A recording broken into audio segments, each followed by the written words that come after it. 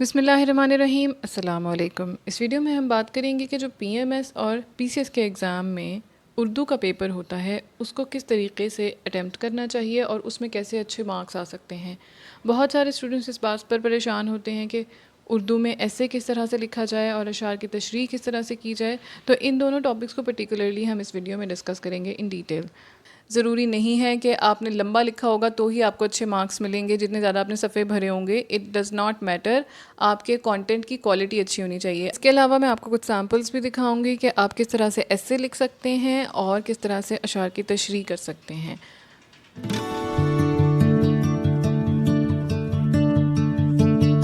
सबसे पहली तो ये बात कि ऐसे जब आपने लिखना है तो उसकी लेंथ कितनी होनी चाहिए ये मेंशन होता है। जब भी क्वेश्चन आता है उसके अंदर ये मेंशन होता है कि इतने वर्ड्स का आप ऐसे लिखें। और it also depends on marks. अगर 50 मार्क्स का ऐसे है तो डेफिनेटली उसकी लेंथ ज़्यादा होगी, अगर 30 मार्क्स का ऐसे है तो उसकी लेंथ उससे कम होगी। तो से अगर आपको 1000 वर्ड्स का ऐसे लिखने के लिए आता है और वो 30 मार्क्स का है तो आपने उस पेपर के अंदर जो उर्दू का होगा, जिसके अंदर तशरीह का क्वेश्चन भी होगा, जिसके अंदर मुहावरात भी होंगे और भी बहुत सारी चीज़ें होंगी, तो सबसे पहले ऐसे का क्वेश्चन ही अटैम्प्ट करना है। और ऐसे का क्वेश्चन कैसे अटैम्प्ट करना है, जिस तरीके से आप इंग्लिश में ऐसे लिखते हैं। डेफिनेटली जब आप पीएमएस या पीसीएस का पेपर देने जा रहे होंगे तो आपने इंग्लिश के ऐसे की भी प्रैक्टिस की होगी। तो जिस तरीके से आप इंग्लिश का ऐसे लिखते हैं, पहले आप एक आउटलाइन बनाते हैं, अपनी ब्रेनस्टॉर्मिंग करते हैं कि आपने ऐसे में क्या क्या चीज़ें ऐड करनी हैं। बिल्कुल उसी तरह से आपने वो सारी चीज़ें सोचनी है। सबसे पहले तो टॉपिक सेलेक्ट करना है। टॉपिक सेलेक्ट करने के बाद आपने ये सोचना है कि इस टॉपिक में क्या क्या चीज़ें आप ऐड कर सकते हैं, क्या आपके पास नॉलेज है जो आप इसके अंदर डाल सकते हैं, और फिर उसको आपने अरेंज कर लेना है रफ़ में। ऐसे लिखना शुरू करें और थोड़ी सी जगह छोड़ दें उससे पहले आउटलाइन लिखने के लिए। ऐसे लिख लेंगे जब आप, तो उसके बाद आप फिर उसकी आउटलाइन लिखेंगे। अगर टाइम बच जाए आउटलाइन लिखने का तो बहुत अच्छी बात है, लिख दें, इससे अच्छा इम्पैक्ट आता है। और अगर टाइम नहीं है आपके पास आउटलाइन लिखने का तो पहले पूरा पेपर बाकी का कर लें ऐसे लिखने के बाद, और उसके बाद फिर अगर टाइम बचता है तो फिर आप आउटलाइन को लिख लें। क्योंकि मोस्ट ऑफ़ द टाइम्स जो उर्दू के पेपर में ऐसे का क्वेश्चन होता है उसमें आउटलाइन नहीं मांगी हुई होती ऐसे की, लेकिन अगर आप लिखते हैं तो उसका इम्पैक्ट अच्छा आता है। अब हम देखते हैं कि ऐसे लिखना कैसे शुरू करना है। आपने ब्रेनस्टॉर्मिंग कर ली, आपने सारी चीज़ें अरेंज कर ली जिस ऑर्डर में आपने ऐसे को लिखना है। उसके बाद आपने कोशिश ये करनी है कि जो टॉपिक आप सिलेक्ट कर रहे हैं या जो मटेरियल आप लिखने जा रहे हैं उससे रिलेटेड आपके पास कोई कुरानी आयात, कुछ अहादीस या कोई अक़वाल ज़री या फिर कोई शेर ज़रूर मौजूद हों। ये जो एग्ज़ामिनर होगा उसके ऊपर बहुत अच्छा इंप्रेशन डालेंगे और उसको ये लगेगा कि ये जो स्टूडेंट है, ये जो एस्पायरेंट है, ये कस्टम्ड है उर्दू लैंग्वेज से। किसी न किसी शेर से शुरू करें ऐसे। उसके बाद आप थोड़ा सा इंट्रोडक्शन लिखेंगे, बैकग्राउंड लिखेंगे, जैसे तमहीद बांधते हैं उस तरह से, और फिर उसके बाद आप आ जाएंगे टॉपिक के ऊपर। वन बाय वन आप हर पैराग्राफ में इश्यूज़ वगैरह डिस्कस करते जाएंगे जिस ऑर्डर में आपने अरेंज किए हुए होंगे। और ये कोशिश कीजिए कि जो पैराग्राफ ख़त्म हो रहा है वो इस तरीके से ख़त्म हो कि नेक्स्ट पैराग्राफ से वो लिंक्ड नज़र आए। जहाँ जहाँ पर ऐसे लिखते हुए आपको कोई रेलेवेंट शेर याद आ रहा है, कोई कुरानी आयत या फिर कोई हदीस या फिर और कोई मुहावरा या ज़रबुल मिसाल, जो भी चीज़ याद आ रही है आप उसको ऐड कर सकते हैं अपने ऐसे में। और जब आप कोई शेर ऐड करें या इसी तरह से कोई हदीस तो उसको थोड़ा सा हाईलाइट कर दें, यानी कि उसको मार्कर से लिख दें। अगर आपको कटे हुए मार्कर से लिखना आता है तो आप वो इस्तेमाल करें, अदरवाइज़ आप जो सिंपल मार्कर हो जो भी आप यूज़ कर रहे हों उससे थोड़ा उसको हाईलाइट करके लिखें ताकि उससे प्रेजेंटेशन भी अच्छी लगे और जो एग्ज़ामिनर हो उसको वो प्रोमिनेंटली नज़र भी आए जो आपने लिखा हुआ है। इसके अलावा जब आप ऐसे के कंक्लूजन की तरफ जाएं, ख़त्म करने लगे उसको, तो वहाँ पे भी अगर आपको कोई शेर उस ऐसे के टॉपिक से रेलेवेंट आता है तो वो ज़रूर लिखें। जितनी ज़्यादा आप अशार लिखेंगे उर्दू के एस्से में उतना ही ज़्यादा एग्ज़ामिनर के ऊपर अच्छा इम्प्रेशन पड़ेगा आपके एस्से का। प्रेजेंटेशन भी अच्छी लगेगी और पढ़ने में उसको इंटरेस्ट आएगा। जैसे फॉर एग्ज़ाम्पल आप देखिए कि ये ऐसे का टॉपिक है, बेमुजिज़ा दुनिया में उभरती नहीं कौमें। तो अब ये ऐसे स्टार्ट हुआ है, शुरू में एक शेर है, खुदा ने आज तक उस कौम की हालत नहीं बदली, ना हो जिसको ख्याल आप अपनी हालत बदलने का।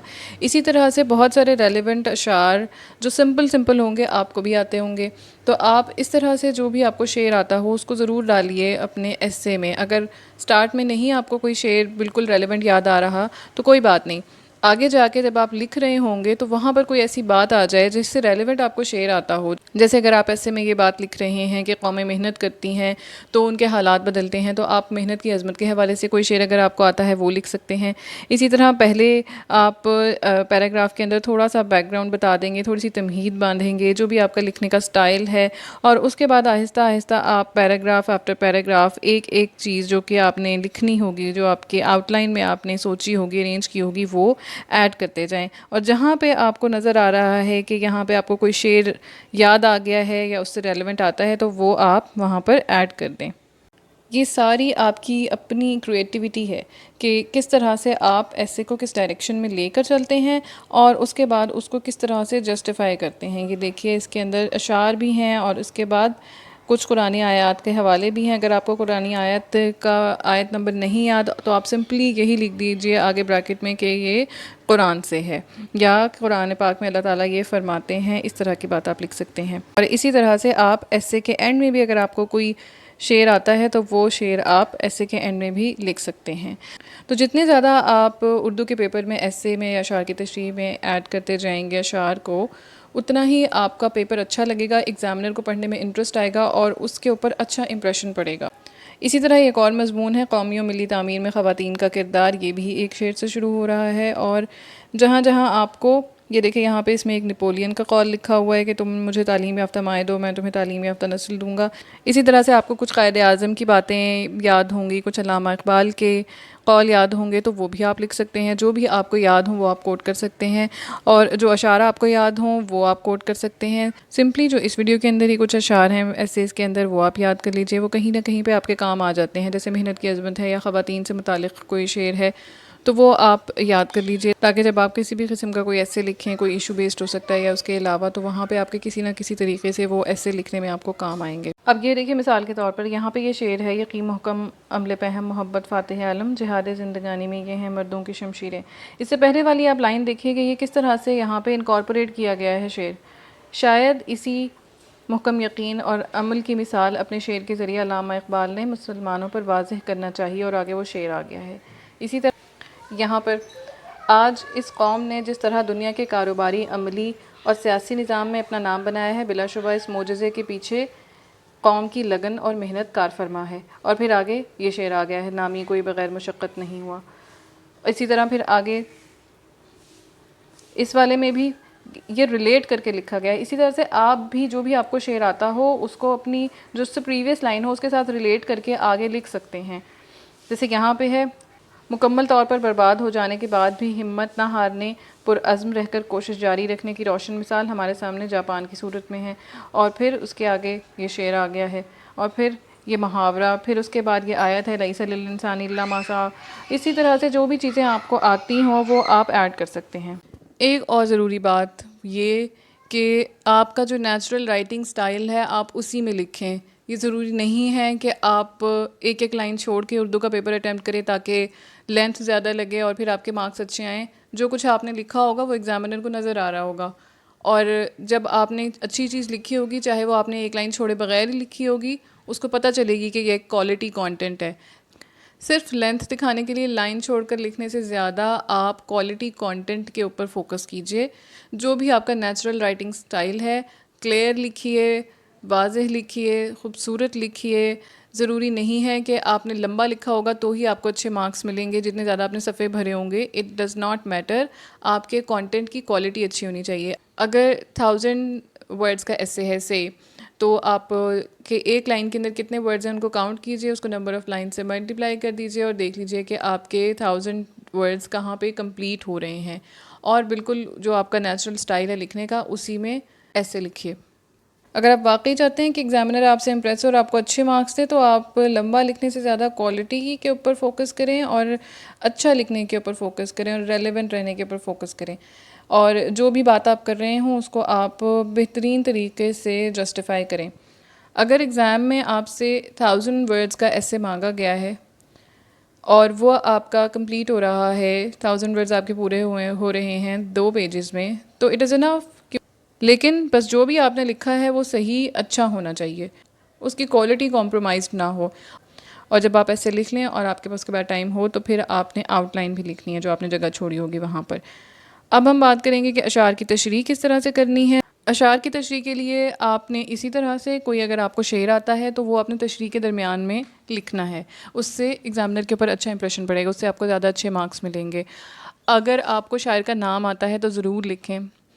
पेपर में अगर पूछा हुआ है और आपको शायर का नाम नहीं आता तो गलत नाम लिखने से बेहतर है कि आप कोई भी नाम ना लिखें, क्योंकि अगर आप गलत नाम लिखेंगे तो पहला इंप्रेशन ही बुरा पड़ेगा। वो एग्ज़ामिनर सबसे पहले वो नाम ही देखेगा और अगर वो गलत होगा तो आगे वाली तशरीह हो सकता है वो आपकी पढ़े ही ना, वही देख कर। तो इसलिए अगर आपको नहीं आता किसी शायर का नाम तो वो ना लिखिए, आप वैसे ही सिर्फ तशरीह ही कर दीजिए। इसी तरह अगर आपको शेर के हवाले से कोई और किसी की बात, किसी का फरमान याद है तो वो भी आप तशरीह के अंदर लिख सकते हैं। इस तरीके से अगर आप पेपर को अटैम्प्ट करेंगे, जैसे तलखीस है वो आपने करनी है 1/3 करके, उसको पहले रफ में कर लें, बाद में नीट में कर लें। मुहावरे वगैरह का जो क्वेश्चन है वो आप एंड में कर लें। ट्रांसलेशन आपने की हुई हो सही, और इस तरीके से जैसे मैंने बताया ऐसे लिखा हुआ हो, तशरीह की हो, तो आराम से आपके 60 मार्क्स आ सकते हैं। और अगर आप इसको मज़ीद अच्छा करना चाहें तो उसमें मज़ीद इम्प्रूवमेंट भी हो सकती है। अब देखिए जैसे ये है एक तशरीह, आपने जब एग्ज़ाम में अटैम्प्ट करना है तो मार्कर का इस्तेमाल ज़रूर कीजिए। अब शायर का नाम लिखा और उसके बाद आपने तशरीह शुरू कर दी, और तशरीह में जहाँ पर आपको याद आए कोई शेर तो रेलेवेंट, तो फिर वहाँ पे आपने वो शेर लिख देना है। या अगर आपको उस शायर के कोई अशार आते हैं तो वो भी आप लिख सकते हैं। देखिए ये एक और शेर है, इसकी तशरीह, जहाँ पर आपको जो शेर कोई रेलेवेंट याद आ रहा है, जो कोई कुरानी आयत याद आ रही है, जो कोई किसी का फरमान या कौल याद आ रहा है, वो आप लिख सकते हैं। उर्दू के पेपर में अच्छा परफॉर्म करने के लिए आप कोशिश कीजिए कि उर्दू स्टफ़ को रीड करें, उर्दू नॉवेल्स को रीड करें, उर्दू अखबार या उर्दू शायरी। वी होप कि अब आपको पेपर अटैम्प्टिंग टेक्निक समझ आ गई होंगी। उर्दू के पेपर में आपने किस तरह से अटैम्प्ट करना है और किस तरह आप ज़्यादा अच्छे मार्क्स स्कोर कर सकते हैं। अगर स्टिल आपका कोई क्वेश्चन है तो वो आप कमेंट में हमें पूछ सकते हैं। Thank you for watching. Please channel को सब्सक्राइब कर दें, वीडियो को शेयर करें और वीडियो को लाइक कीजिए।